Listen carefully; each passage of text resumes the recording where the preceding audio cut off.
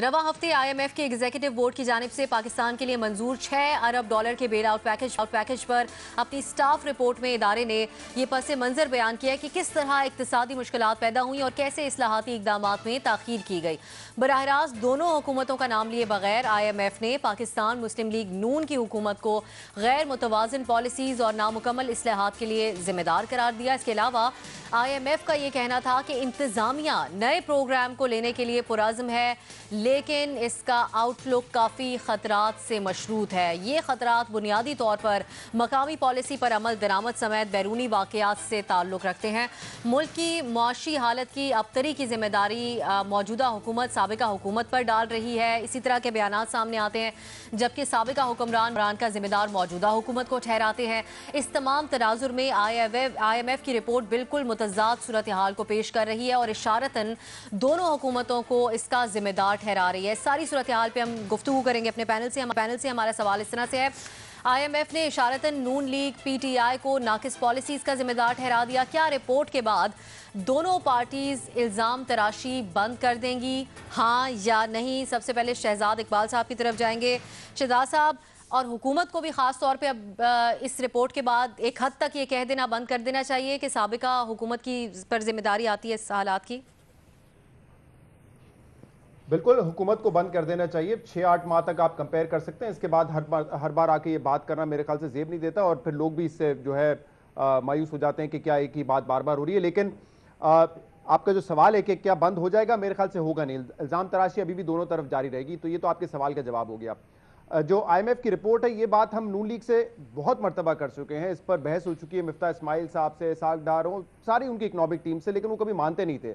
लेकिन अगर ये आईएमएफ की रिपोर्ट आप पढ़ें तो बाकायदा नून लीग की जो पॉलिसीज थी उस पर एक चार्जशीट है। तहरीक इंसाफ के हवाले से भी बात की गई है, जो उनका 1 साल है, लेकिन ऑब्वियसली 1 साल तो कम है कंपेयर टू जो 6 बजट नून लीग ने पेश किए। अब इसमें लिखा क्या गया है? इसमें वही बातें लिखी गई हैं जो उनसे हम बहस करते रहे कि 2013 से 2016 तक जब आईएमएफ प्लान में थे हम लोग, तो स्टेबलाइजेशन पॉलिसीज थी, आपके इकोनॉमिक इंडिकेटर्स दुरुस्त डायरेक्शन में आगे बढ़ रहे थे। उसके बाद से जब आप आईएमएफ प्रोग्राम से निकले हैं, आपने अपना फोकस रखा है शॉर्ट टर्म ग्रोथ की तरफ।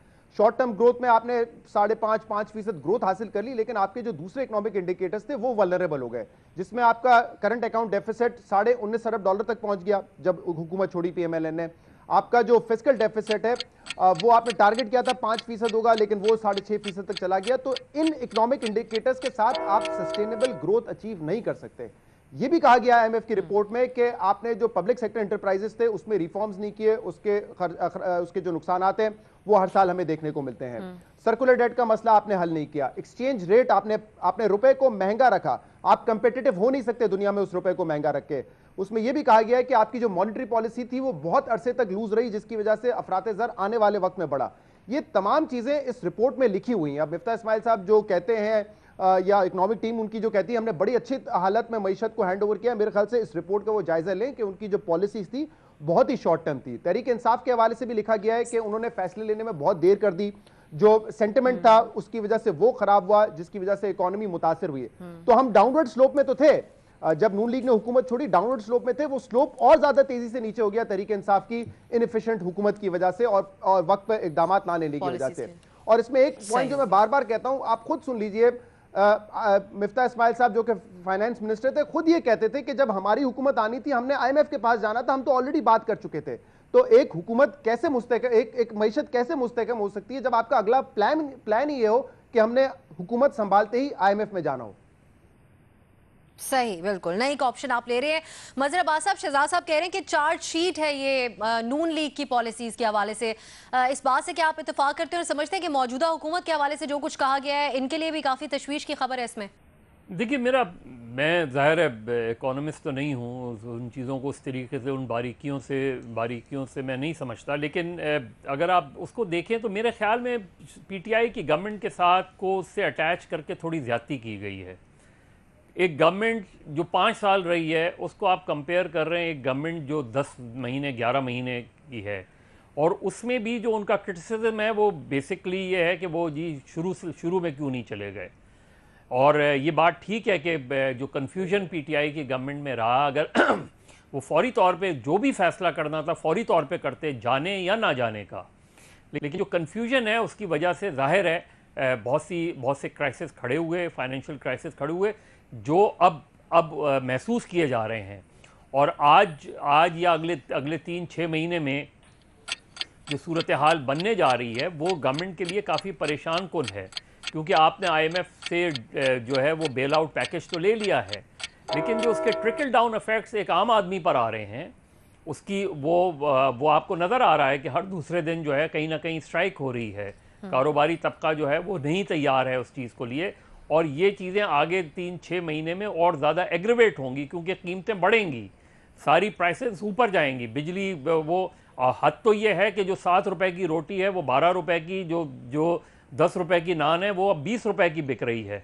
यानी आप अंदाज़ा करें कि ये मिनिमम वो चीज़ है जो एक आम आदमी इस्तेमाल करता है।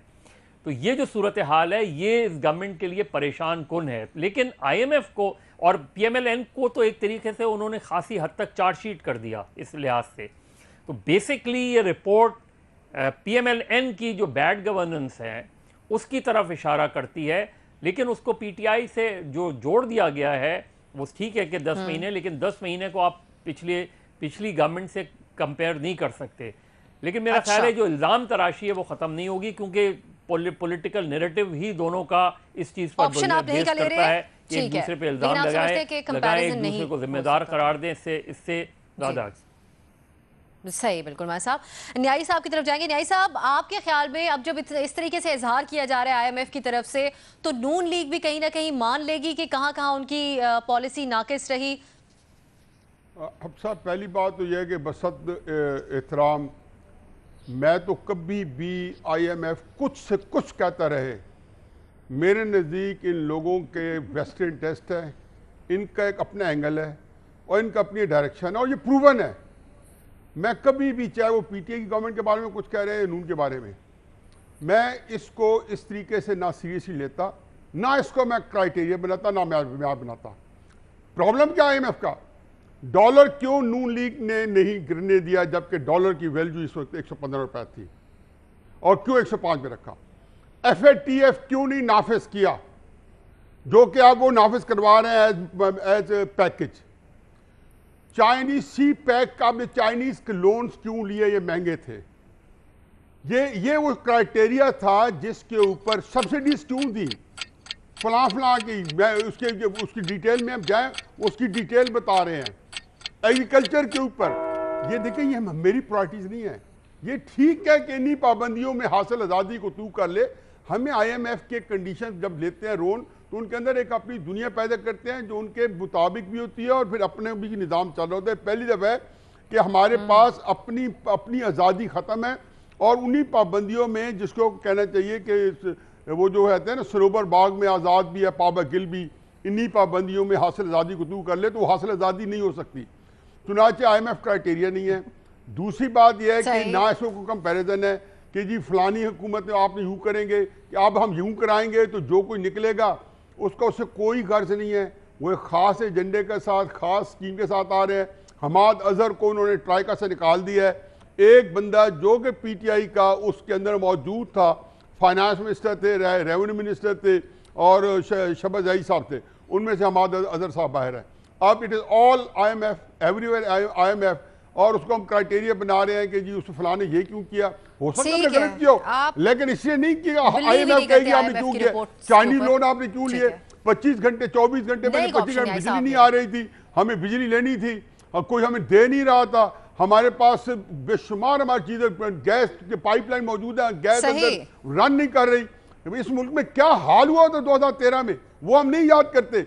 लेकिन जैसे जैसे चीजें आनी थी, उनका अपनी कास्ट भी थी, उसकी अपनी भी परेशानियां थी, और उसके बाद जब सुधरना था तो उन्होंने स्टेप बाय स्टेप सुधरना था। हो सकता है कि अगर ये सियासी तौर पे भंबोड़ा झंझोड़ा ना जाता, जैसे हमने सिस्टम मॉडलिंग की है, मॉडलिंग की है 5 साल में, वो उसमें IMF को कोई ताल्लुक नहीं है, हमने खुद किया है, हमने भंबोड़ा सिस्टम को, उसमें भी ये अगर पाकिस्तान की कुछ सांस बाकी है तो ये हिम्मत है इस मुल्क की।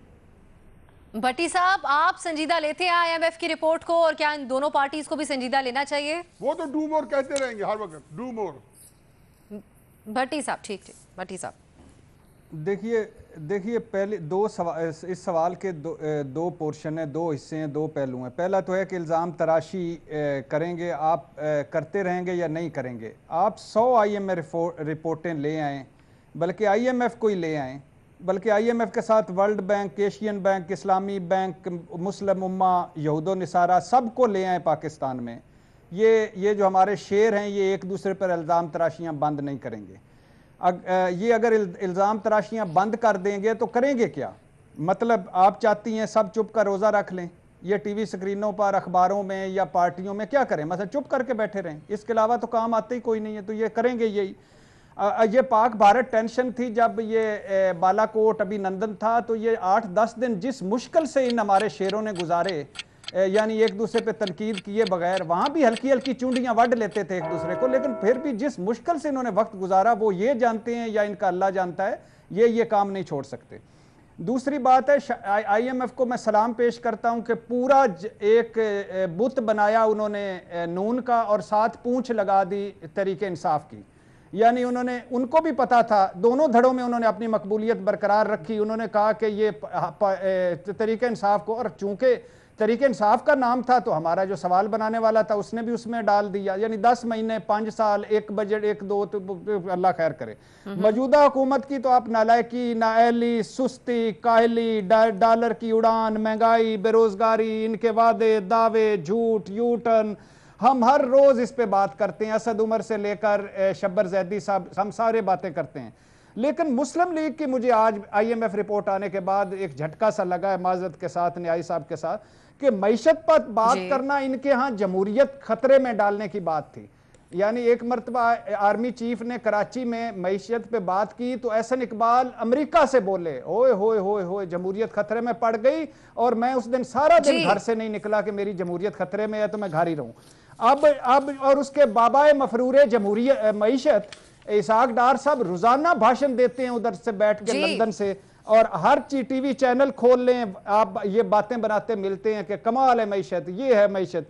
यानी आप देखें भाई, यानी इनके दौर में तो मुझे लगता है डॉलर कमी कमीन मुजारा था, महंगाई जंगलों में मुंह छुपाए फिर रही थी। आप पढ़ लें ये IMF की रिपोर्ट और खुश हो जाएं, और उर्दू में तर्जमा करवाकर, आसान उर्दू में तर्जमा करवाकर इनको दें ताकि इनको समझ आए।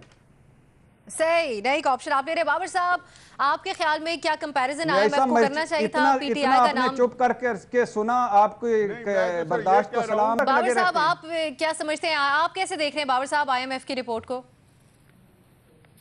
और ट्रैक्टर की तरह देखिए, जवाब तो मेरा भी नहीं में है। यहाँ तो हमारी रस्म ये है कि अगर आप रंगे हाथों भी पकड़े जाएं तो आप अपनी गलती नहीं मानते। तो रिपोर्ट तो जो आपकी पसंद की वो आप आगे चलाते हैं, जो पसंद की नहीं हो। देखिए, जो चार्जशीट थी PMLN की गवर्नमेंट की पॉलिसीज़ की, वो तो खुद PMLN की दूसरी गवर्नमेंट ने पेश की। अगर आप वो देख लें कि क्या चेंजेस की मिफ्ता इस्माइल और शाहिद खाकान अब्बासी ने इकॉनमी में क्या करने की कोशिश की उस 1 साल में जो उन्हें आखिर में मिला, उसी से आपको नज़र आता है कि कुछ चीज़ें गलत थीं। जिस तरह से डॉलर को बैलेंस किया गया था वो गलत था। उन्होंने उसे चेंज करने की, फिक्स करने की कोशिश की, क्योंकि उन्हें भी नज़र आ रहा था कि रिजर्व्स ख़त्म होते चले जा रहे हैं। सो गलतियां हुई, लेकिन उसकी एडमिशन नहीं होगी। लेकिन 2-3-4 चीज़ें जो IMF का ना स्कोप था ना वो बात कर सकते थे। देखिए, उन्होंने कहा कि आपकी जो स्टेट ओन्ड एंटरप्राइजेज हैं उनकी रिफॉर्म नहीं हो सकी, उनकी प्राइवेटाइजेशन नहीं हो सकी क्योंकि इस मुल्क में वो करना पॉसिबल नहीं है। एक कमज़ोर हुकूमत के लिए जब धरने भी होते हों कभी भी नहीं कर सकेंगे। हमने देखा PIA को रिफॉर्म करने की बात हुई तो एक अदालत में से वो मुआशी पॉलिसी चल रही होती थी और एक सड़कों के ऊपर मुआशी पॉलिसी चल रही होती थी, और उसके ऊपर गालिबन रेंजर्स ने एक बंदा मार दिया था कराची के अंदर और वहां पे बात खत्म हो गई और उनके आपने सारी चीजें मान ली। कोई एक प्राइवेटाइजेशन नहीं हो सकी। Even military government steel mill को प्राइवेटाइज नहीं कर सकी थी मुशर्रफ की गवर्नमेंट, क्योंकि उस वक्त तक कमजोर हो चुकी थी। तो एक इलेक्टेड गवर्नमेंट क्या खाक करेगी उसमें। सो इसमें हमारी आज PTI की क्या खुशकिस्मती है, एक ऐसी जुडिशरी है। हमें याद करना चाहिए साकिब निसार साहब का टाइम, और हमें याद करना चाहिए कि कोर्ट नंबर 1 उस 92 में क्या करती थी, और आज एक ऐसी जुडिशरी है और उसकी क़यादत है जिसे शायद सुर्खियों में आने का शौक नहीं है, और गवर्नमेंट को वो फिस्कल स्पेस प्रोवाइडेड है कि वो अपना काम कर सकें। कोई सुओ मोटो नहीं लिए जा रहे, बहुत बड़ी खुशकिस्मती है। दूसरी खुशकिस्मती कि चीफ ऑफ आर्मी स्टाफ खुद ओनरशिप ले रहे हैं इकोनॉमी की। उन्होंने एनडीयू में बैठ के कहा, उन्होंने हर जगह बैठ के कहा, उन्होंने ताजरों को मिलकर कहा कि ये रिफॉर्म करनी पड़ेगी। एक बड़ा क्लियर मैसेज है तमाम आपकी इस वक्त पावर एलीट का कि ये काम तो हम करेंगे, इसलिए आपके पास जाने के लिए कोई जगह नहीं है।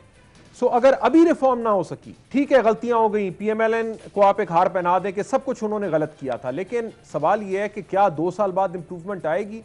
क्योंकि इससे ज्यादा, और ये बड़ी बिनाइन ऑपोजिशन है, हमें याद रखना चाहिए इमरान खान साहब को, वो खड़े होकर कहते थे कि डॉलर की कदर के अंदर जब इजाफा होता है इसका मतलब है कि आपके हुक्मरान पैसा खा रहे हैं। और हर तरह की जब ऑयल प्राइसेस ऊपर जाती थी इंटरनेशनल मार्केट में, यहाँ ऑयल प्राइसेस ऊपर जाती थी, वो खड़े होकर ये बात करते थे। यूटिलिटी की प्राइसेस ऊपर जाती थी, वो खड़े होकर ये बात करते थे। सो उन्होंने एक ऐसी इन्वायरमेंट क्रिएट की थी ऑपोजिशन के अंदर, आप रिफॉर्म नहीं कर सकते थे। ऑपोजिशन तो इतनी कमजोर है, वो तो बात नहीं कर सकते किसी के ऊपर, और जुडिशरी भी आपके साथ है इस वक्त, फौज भी आपके साथ है, तो आप रिफॉर्म कर दीजिए।